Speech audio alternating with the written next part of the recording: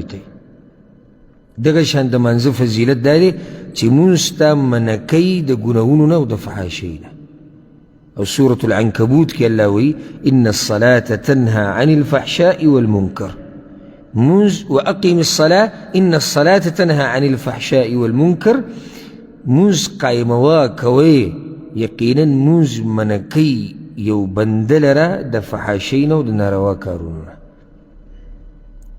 او دا خبره ما څو څو پیرې بیان کړې ده. که څوک راشي وایي چې زه مونځ کوم او ورسره ګناهونه کوم، نو جواب یې څه دی؟ مونځ به صحیح نه وي، ځکه د الله په خبره کې خو شک نشته که نه. الله خو وایي چې تا د ګناه نه منع کوي، خو چې دې نه منع کوي نو بیا د خپل مونځ مراجعه وکړه. دې مانځه کې دې سي چلې، ځکه دا مونځ تا نه منع کوي د ګناهونو نه.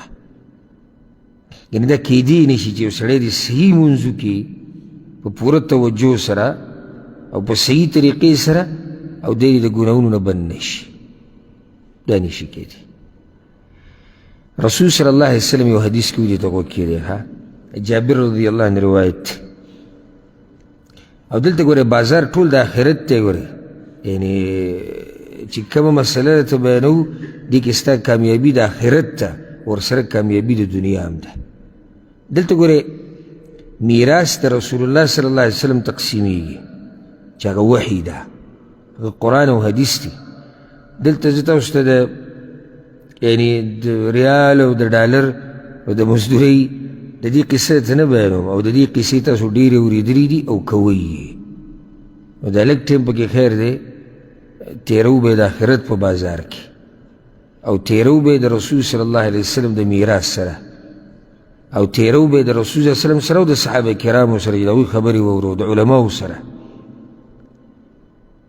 اوس دې ته ګوره په صحیح مسلم کې حدیث ته رسول صلی الله علیه وسلم وایي مثل الصلوات الخمس، د دې پنځه منځونو مثال داسې دی کمثل نهر جار، لکه یو بهیدونکي ولا، غمر على باب احدکم، لکه د یو سړي د دروازې مخې ته یو وله بهیږي ښه تیزه مزېداره صفا،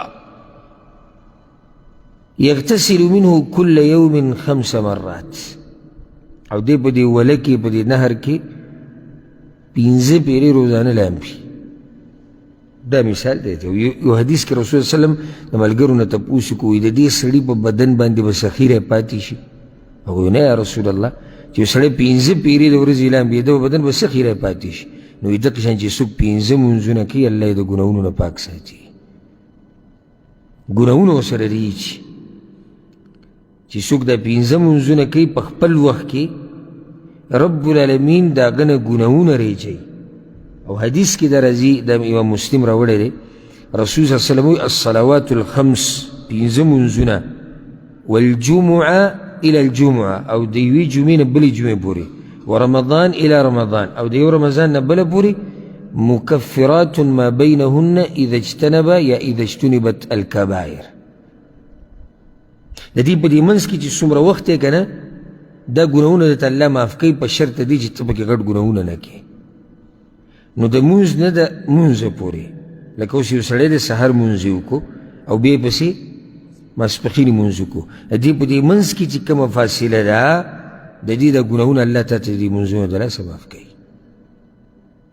بیا پسې د یعنې د رسول صلی الله علیه وسلم هغه مثال ته وګورئ که نه، بیا پسې ماسپښین پسې تا کوم مونځ وکړو؟ مازدیګر، که څه هلته صفا شو. مازدیګر پسې تا وکړو ماښام، که څه هلته صفا شو. ماښام پسې ته ماسخوتن وکړو، نو که څه دنې شوي هلته معاف شو. ماسخوتن پسې دې سحر وکړو، نو که څه شوي هلته معاف شو. نو پاتې څه شو؟ ځکه رسول صلی الله علیه وسلم مثال یې داسې دی لکه یو سړی چې 5 پیرې په دغه وله کې یا په نهر کې لامبي.